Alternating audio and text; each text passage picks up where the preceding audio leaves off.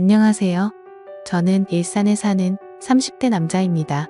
제가 더 이상 저와 같은 피해자가 생기지 않았으면 좋겠다고 생각해서 익명의 힘을 빌려 이곳에 글을 올리게 되었습니다. 저는 여기에 올라오는 사연들을 읽는 것으로 하루를 시작하곤 했었는데요. 그런 제가 글을 쓰고 있을 거라고는 생각을 못했습니다. 사연을 읽다 보니 저도 최근에 어처구니없는 일을 겪게 되어서 여러분들께 들려드리려고요. 저는 2년 전에 파혼을 경험한 적이 있어요. 꽤 오랫동안 만났던 여자친구와 결혼을 약속했었는데 결국의 끝은 파혼이네요. 그 뒤로는 아직 좋은 짝을 만나지 못해서 이렇게 혼자 살고 있어요. 그렇다고 여자친구에게 문제가 있어서 파혼한 건 아니었고요. 제가 먼저 파혼하자고 했지만 사실은 저희 집안 때문에 제가 파혼을 당한 거나 마찬가지였어요. 여자친구의 집안은 부모님 두 분 다 건강하게 살아계시고 아버님께서 사업을 하고 있어서 꽤나 잘 사는 편이었거든요. 반면 저는 그에 비해 홀아버지 밑에서 자랐고 지극히 평범한 월급쟁이 집안이었어요. 그래도 저는 아버지나 빚은 없어서 나름 괜찮다고 생각했었어요. 처음 여자친구 집에 인사를 드리러 갔을 때 예비장인께서는 딸이 좋다고 하니 저에 대해 아무 생각이 없어 보이셨어요. 하지만 예비장모께서는 여자친구에 비해 많이 기우는 저희 집안 때문에 저를 사위로 썩 내켜 하시진 않으셨어요. 그래, 자네 아버지가 비서일을 하신다고? 뭘 다르게 하시는 일은 없으시고 사업엔 관심이 전혀 없으신 건가? 네, 저희 아버지께서는 사업에 관심이 없으세요. 지금 생활도 만족해 하시면서 살고 계세요. 저도 안정적으로 월급 받으면서 사는 게 좋다고 생각하는 편이고요. 남자는 자고로 욕심이 있어야 하는데 이렇게 욕심이 없어서야 원. 그럼 아버지께서는 쭉 남의 시중 들면서 비서일만 하신 건가? 아, 네. 시중이라는 표현은 좀 그렇지만 어떻게 보면 그런 셈이죠. 성인 되신 후부터 지금까지 쭉 한 분만 모시고 계세요. 너무 대놓고 저희 아버지 직업을 무시하는 태도에 저도 기분이 좋지 않았어요. 하지만 예비 장모께서는 제 기분은 아랑곳하지 않고 계속 무시하시더라고요. 그래도 저는 어른들 앞이니까 나름대로 티를 안 내려고 정말 노력 많이 했어요. 모든 수모를 다 받아도 견딜 수 있을 만큼 여자친구를 많이 좋아하기도 했고요. 저는 예비 장모께서 제게 마음을 여시길 기다리고 있었습니다. 그런데 어쩐 일인지 예비 장모께서 먼저 저보고 만나자고 연락을 주신 거예요. 드디어 예비 장모께서 마음을 여신 건가 하는 부푼 마음의 여자친구 집을 다시 찾았어요.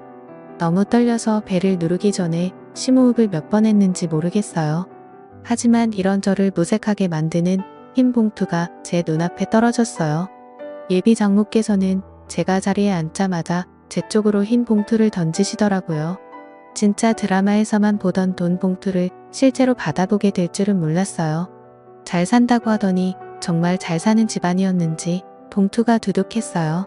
그리고는 예비 장모께서 섭섭치 않게 넣었으니까 자기 딸과 헤어져 달라고 하시더라고요. 여자친구한테는 자신을 만났다는 말을 하지 말라고 당부하시면서요.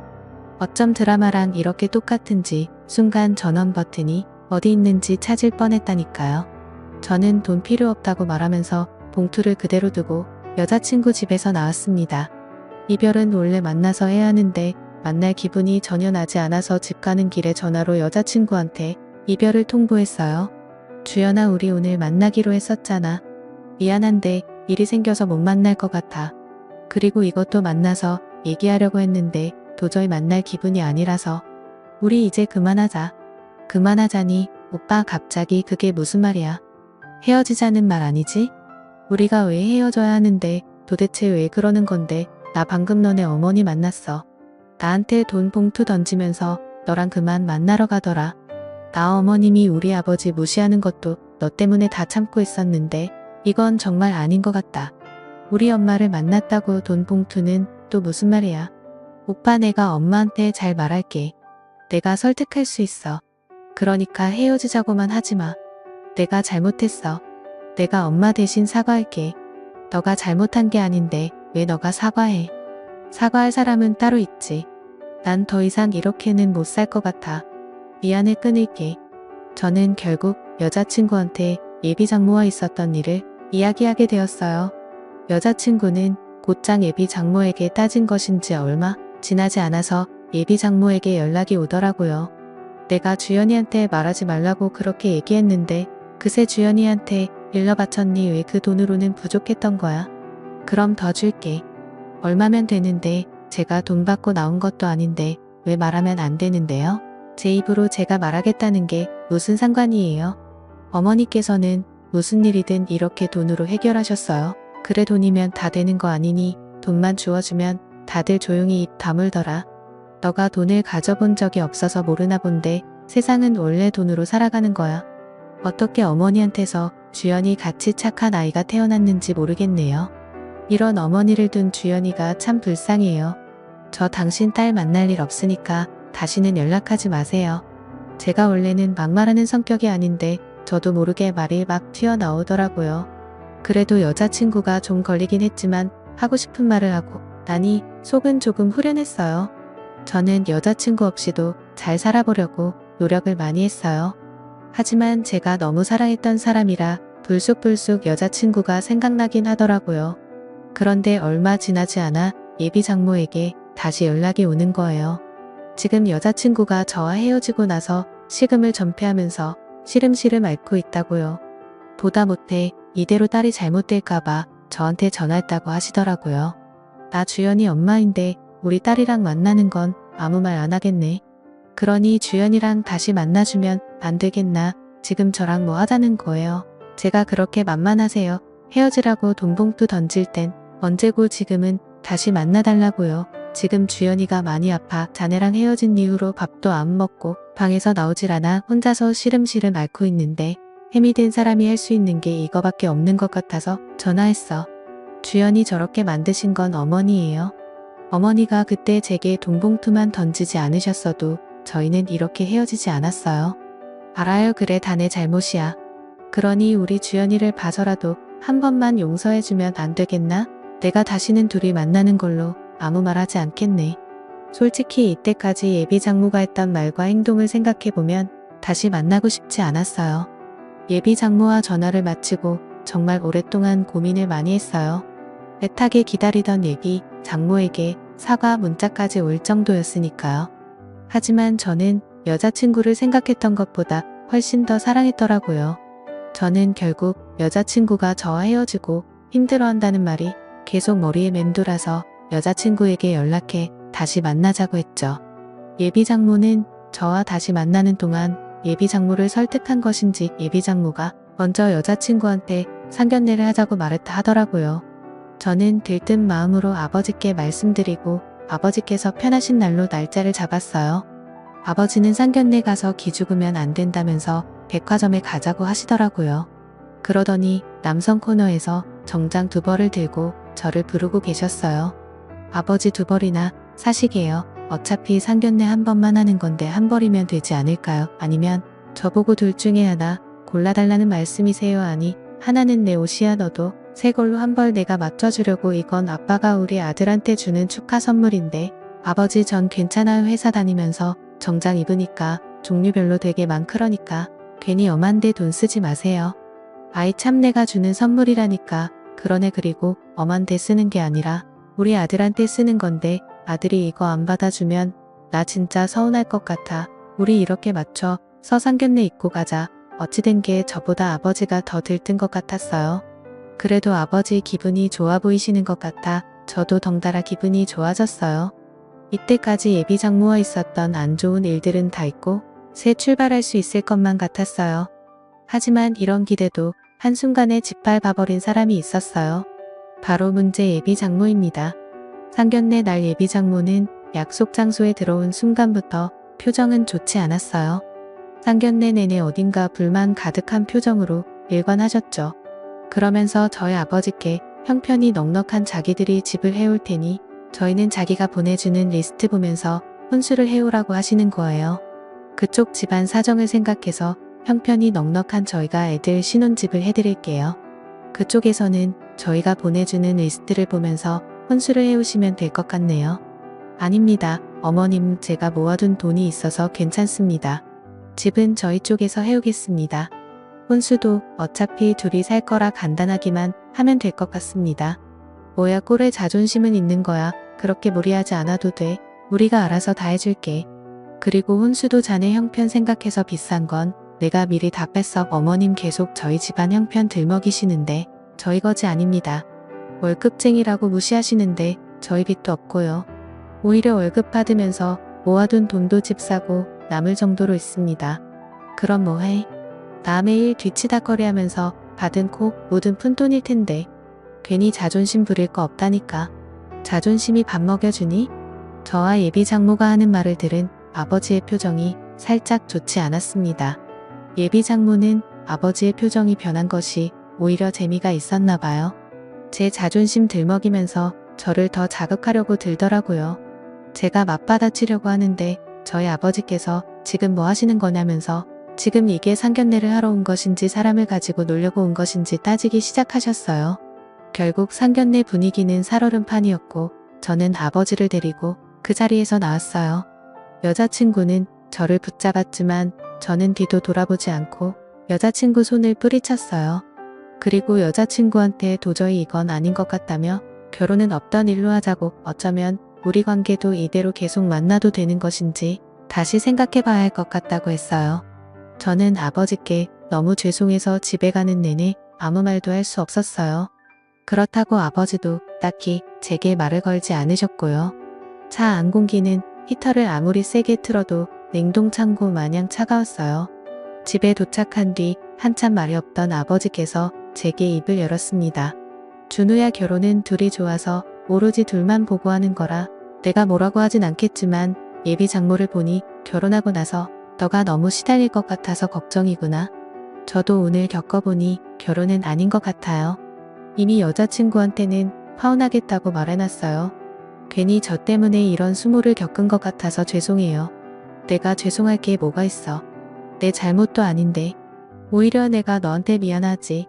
부유한 과정에서 태어났어야 했는데 내가 정말 미안하구나. 그게 무슨 말씀이세요? 전 아버지 아들인 게 정말 자랑스러워요. 그러니까 그런 생각 다시는 하지 마세요. 아셨죠? 제가 파혼한 후에도 아버지는 하시던 비서일을 꾸준히 계속하셨어요. 그런데 아버지께서 모시던 회장님이 이제 나이가 많으셔서 그런지 체력이 예전 같지 않아서 회사를 누군가에게 물려줘야 하는 상황이었나 봐요. 하지만 회장님은 평생을 자식 없이 아내분과 단둘이 살았어서 물려줄 자손이 없었어요. 회장님께서는 회사를 믿고 맡길 수 있는 사람이 아버지밖에 없다면서 아버지께 자신의 뒤를 이어주면 안 되겠냐는 제안을 하셨다고 하더라고요. 아버지는 그 제안을 아직 받아들이지 못하고 제게 고민 상담을 하시더라고요. 그런데 그 회사는 아버지 인생의 절반을 바친 회사 아니에요. 회장님 옆에 있으면서 보고 배운 아버지가 회사를 제일 잘할 거 아니에요. 그렇긴 하지. 내가 회장님 옆에서 보필한 지가 무려 30년이 넘었으니까 거의 첫 설립 때부터 내가 늘 회장님과 함께 했었지. 그러니까요. 회장님만큼이나 회사를 잘하는 직원은 아버지밖에 안 계실 거예요. 그러니 회장님도 아버지께 믿고 회사를 맡기시려는 게 아니겠어요. 천천히 잘 생각해보세요. 저는 아버지께 너무 성급하게 받지도 거절하지도 말라고 당부드렸어요. 충분히 생각을 하신 후에 결정하셔도 늦지 않다고 말이에요. 아버지는 오랜 고민 끝에 회장님의 제안을 받아들이기로 하셨어요. 그렇게 회장님이 되신 아버지는 거만해지지도 않고 오히려 예전보다 더 검소하게 사셨어요. 직원들 복지도 챙길 수 있는 건 아낌없이 다 챙겨주면서 퇴사율 0%를 기록하셨죠. 아버지께서 회사를 받으신 후로 더 승승장구했습니다. 가끔 전 회장님께서 놀러오시면 흡족해하면서 역시 자신이 사람을 잘 봤다며 칭찬해 주시고 나셨어요. 그러다 아버지는 회사에서 예상치 못한 사람을 발견하게 되었어요. 그건 바로 저의 전 예비장인이었는데요. 로비에서 시끄러운 소리가 들리는 것 같아서 아버지께서 가던 길을 멈추고 고개를 돌리셨대요. 그런데 예비장인이 로비에서 회장님 좀 만나게 해달라면서 애원하고 있었다고 하더라고요. 그래서 아버지께서 무슨 일인가 싶어서 그쪽으로 다가가셨대요. 도대체 무슨 일이시길래 여기서 이렇게 시끄럽게 소란을 피우십니까? 하실 말씀이 뭔지 저한테 한 번만 해보시겠어요? 혹시 회장님 어디 계신지 아십니까? 이게 비서한테 할 말은 아니고 급히 중요하게 회장님께 직접 해야 할 말이 있어서 그럽니다. 네. 급히 중요하게 저한테 말씀하세요. 제가 바로 이 회사 회장 되는 사람입니다. 그래서 할 말이 무엇인가요? 저도 바쁘니 얼른 들어가 봐야 하는데. 당신이 회장이라고요? 거짓말 치지 마세요. 빚을 하는 거 뻔히 하는데 어떻게 당신이 이 회사 회장이란 말이에요. 이분이 저희 회사 회장님 맞으십니다. 제가 여기 계신 회장님 비서고요. 혹시 자리가 불편하시면 위층 회장실로 안내해 드리겠습니다. 아, 그러면 다름이 아니라 저희 회사 투자권으로 계약한 게 있었는데 이번에 계약이 만료되면서 재계약이 불발됐습니다. 그래서 제가 직접 회장님을 만나 뵙고자 이렇게 찾아오게 되었습니다. 아, 그래요? 저는 처음 듣는 일인데. 일단 알겠습니다. 서류 잘 검토해 보도록 하죠. 그럼 사장님께서는 이만 돌아가 주시면 감사하겠네요. 예비장인은 제 차 잘 봐달라면서 인사하고 돌아가셨다고 하더라고요. 아버지께서는 모든 일을 혼자 결정하지 않으셨던 분이시라 이번에도 제게 의논을 하시더라고요. 아들아, 내가 어떻게 해야 하는 걸까? 지난 날은 다 잊고 재계약을 해줘야 하는 것일까? 아니면 그냥 이대로 모른 척 해야 하는 걸까? 아버지, 절대 재계약해주지 마세요. 어차피 2번 다시 볼 사람들 아니에요. 뭘 망설이세요? 그냥 아무것도 해주지 마세요. 하지만 내가 투자를 해주지 않는다면 그 회사는 망하게 될 것이야. 우리 회사가 제법 많이 투자를 해주고 있었더라고. 이제껏 저희한테 했던 말과 행동들 기억 안 나세요? 그 집안에 당한 것들 벌써 잊으신 거냐고요. 저는 절대 반대예요. 아버지는 저의 완강한 반대에도 생계가 달려있다 보니 많이 망설이는 눈치셨어요. 저는 결국 아버지께 며칠만 더 고민해보라고 말하고 방으로 들어갔어요. 하지만 예비장인에게 들은 것인지 그걸 못 참고 다음날 예비장모가 아버지를 찾아왔다고 하더라고요. 그러더니 사람들이 보든 말든 무릎부터 꿇고 사정하기 시작했다고 해요. 사돈, 우리 사돈 될 뻔한 사이잖아요.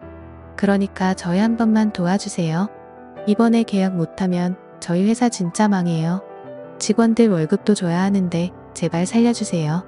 일단 제가 서류 잘 검토해 보도록 하겠습니다. 그러니 이만 돌아가세요.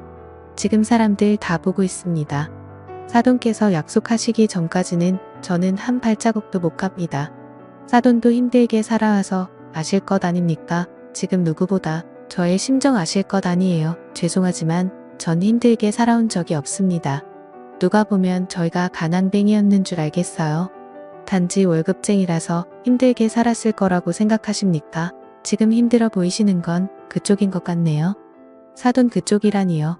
아무리 제가 지금 사돈 바지가랑이를 잡고 빌고 있다지만 말 정말 섭섭하게 하시네요. 그쪽이 뭡니까? 그쪽이 제가 그쪽이라고 하니까 섭섭하세요. 제가 비서일 한다고 했을 때 이미 그쪽으로 호칭 정리 끝난 거다니 없나요? 정말 변하신 게 하나도 없으시네요. 아버지는 솔직히 예비 장모께서 사람 다 보는 앞에서 무릎을 꿇길래 순간 마음이 약해지셨다고 해요. 하지만 제가 했던 말이 떠오르면서 그때의 수모가 생각나는 동시에 변하지 않는 예비 장모의 태도가 아버지 마음을 돌리는데 한몫한 것 같았어요. 울면서 빌어도 모자랄 판에 저렇게 목에 핏대 세우면서 따지고 들고 있으니 돈으로 흥한 자, 돈으로 망하게 만들고 싶다는 생각이 들었다고 하더라고요. 그래서 결론은 아버지께서 재계약을 하지 않으셨다고 합니다. 투자를 받지 못한 예비장인의 회사는 그렇게 직원 월급도 못 주고 망하게 되었다고 하더라고요.